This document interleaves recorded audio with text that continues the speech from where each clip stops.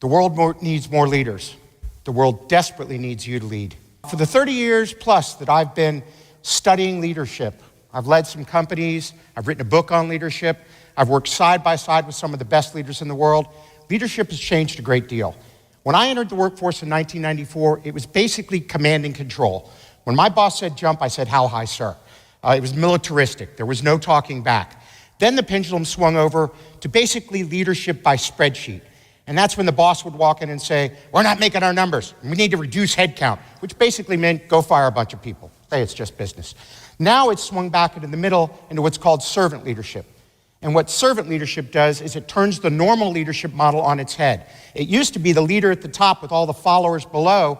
In servant leadership, it is all the people at the top with a leader at the bottom saying, not this is what I want you to do, but what can I do to help you? And as I look at what a servant leader of the future, what all of you will need to be excellent leaders in the future, there are 3 quotients. The first one is IQ. We all know that's your intelligence quotient. There's a myth that it's set at birth and it never gets higher. That is wrong. You can increase your IQ. It can also go down too. But what I can tell you is that your ability to learn new ideas, new skills, new information is limitless. And right now, there is more information available for free in the world than ever before. You can download thousands of books, audio books. You go to iTunes U, you've got blogs, you've got articles. There is no excuse not to be a lifelong learner, except for a lot of people make excuses. The average American reads just 4 books per year, and that's nonfiction and fiction combined. If you were to read 1 book every other month, 6 self-help, leadership, skills-based books, 6 per year, you'd be in the top 1% in the United States of America. If you read 1 per month, you'd be in the top 1% on the face of the earth. However, I also know that all the answers are not in the books. You've got to go do new, exciting things. Go to places you've never been. Meet new people. Feel the wind in your jowls. And constantly try to find new information. It's when you take all the studying and the reading and the stuff you're learning and you combine it with all these new experiences, it's a thing called the adjacent new. And what the adjacent new is when 2 ideas you've never met before bump into each other, kind of like each other, they go on a date, and eventually you have a little baby idea. Well, the baby idea is the increased competencies that you bring into the marketplace. The next one is EQ, and EQ is your emotional quotient. It's basically self-awareness plus empathy added together. And when we look at EQ, it's actually becoming more important than IQ in business.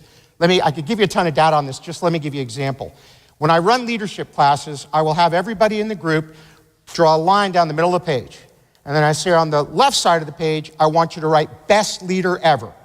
And on the right side, I want you to write worst leader ever. Then under each one of those, I want you to list all of the reasons that they were either wonderful or terrible. All the skills, abilities, competencies, behaviors, attitude. What made this person so amazing that you wanted to follow them? What made this person so horrific that you wanted to run away? And then after they do that, I go, now look at all of that list, and next to each one of those items, write IQ or EQ. Is it an emotional or intelligence, competency, skills, or is it emotional relationships, those sort of things? I've done this with thousands of people around the world. The pattern is typically 10-to-1 EQ to IQ. So EQ has a very, very strong driver on your success as a leader. A couple of years ago, I took 2 tests. One was on self-competitiveness, and the other one was on EQ. And when I got the results back from the researcher, she said, you have the highest score I've ever seen on self-competitiveness. And I'm like, yeah, I'm number 1. And she's like, no, you don't want to be great on that. No, I said, I'm the best. I'm the highest score you've ever seen. She's like, well, John, you're also one of the lowest scores we've ever seen on EQ. And I went, so what? But here's the idea. You can improve your EQ. It's hard work. I've been working on it for years, and it's moved about that much, but you actually can make it better. I also did a study on my own of 10,000 top employees at the best companies around the world, what they would call their high potentials, the people they're grooming to lead the companies. These folks are the best of the best. They're what I call voluntary employees. They're so good at what they do that if they quit their job at 9 o'clock in the morning today, they would have a job at the competition at noon tomorrow. So they come back to work in the company they're at, not because they have to, but because they want to work there. So I asked them this question then, why do you work where you work? They told me 5 things. The first one was challenging, meaningful work. And I think the word that we would put on this today, especially for the millennials and Gen Z that are coming into the workforce, is it's absolutely critical for them to be connected to a major, important purpose. They want to know that they're making a difference in the world, that they're putting a dent in the universe, that by coming to work every day, they're changing someone else's life. So meaningful, challenging work, a strong purpose. Also, they want to make sure that their personal core values strongly align with the core values of the leader that they're going to serve. So that's number one. Number two then was cool colleagues. A players only want to play with other A players. They want to be on a team with other people that inspire them, that are bright, sharp, talented, and of high integrity. Next one's winning culture, and I'm going to tell you a little bit about this in a minute, a little bit more.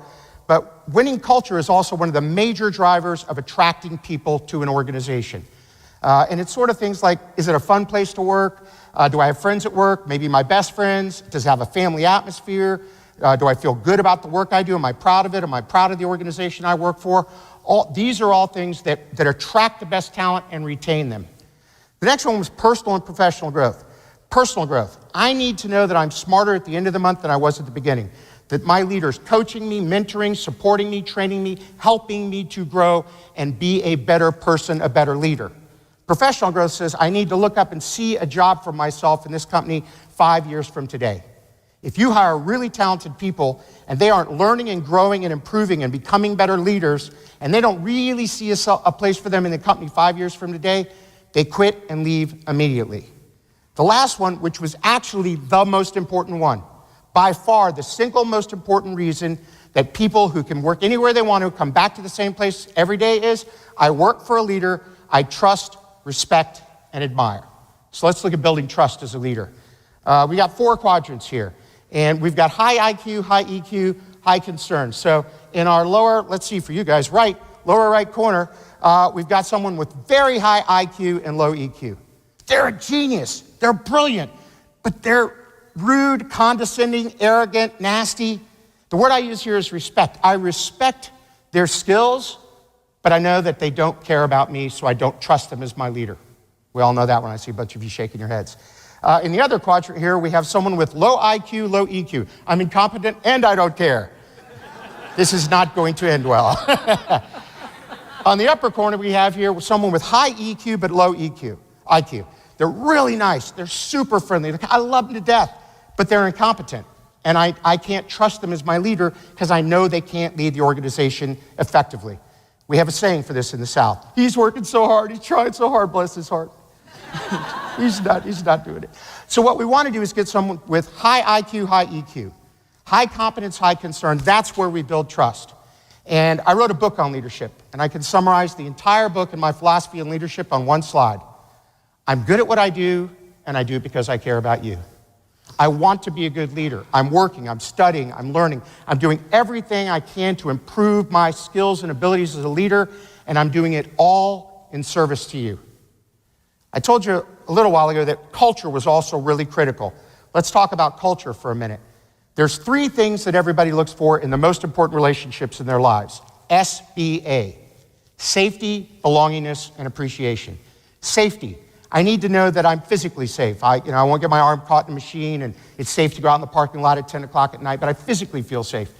Emotionally safe. No one's going to embarrass me, yell at me, make me feel bad. And then psychologically safe. I need to know that my ideas are safe, that people embrace my diversity and the ideas that I bring from other places and respect them. The neat thing about this is none of these cost money. They're driven by the leader. So a great servant leader floods their organization with safety, belongingness, and appreciation. Because people want to know that they belong to the tribe, they're safe, and they're deeply appreciated. And it's interesting because I've been doing this, I said, more than 30 years. Even I didn't understand how critical it is for the leader to constantly show genuine appreciation, to thank people, to pat them on the back, to give them a handwritten note. And I think all of us as leaders can do a better job of that everywhere in our life because people love to be told they're doing a good job, that you genuinely appreciate them and care about them. So safety, belongingness, and appreciation, which brings us to the last quotient, AQ. This is your adaptability quotient. Your ability to, in a fast-changing world where things are happening quickly, to discard old ideas, pick up new ideas, change your frame of reference. To give you an example, the fastest computer today, and I have to check this every time I do a talk like this because it changes all the time, does 200,000 trillion operations per second. To put that in perspective, a trillion is 1,000 billion, and a billion is 1,000 millions. Or by my calculations, which I hope are close, that's a 2 with 17 zeros behind it, operations per second. And that will likely double in speed every 18 months to 2 years for the foreseeable future. So as a leader in the future, you're going to have to be agile, adaptable, quick on your feet, and not just embrace change or revel in change, but drive change. So we've got IQ, EQ, and AQ. IQ, you got to be really, really good at what you do. Highly competent, getting better all the time. Understanding this isn't just my job, this is my life, this is my craft. EQ, you got to love, love, love, and love the people you serve. And I love that word, not used enough in leadership or organizations. And then the third thing is you got to be a change ninja. You got to move quick, adapt, go fast, yeah. And that is what's going to help you achieve. And actually now, I said that they've replaced IQ with EQ. Most of the experts say that AQ will be more important in the future than either IQ or EQ. So I think there's one last thing that a great leader of the future does. Folks, we're all in this together. I told you at the beginning, we need more leaders. The world needs more leaders.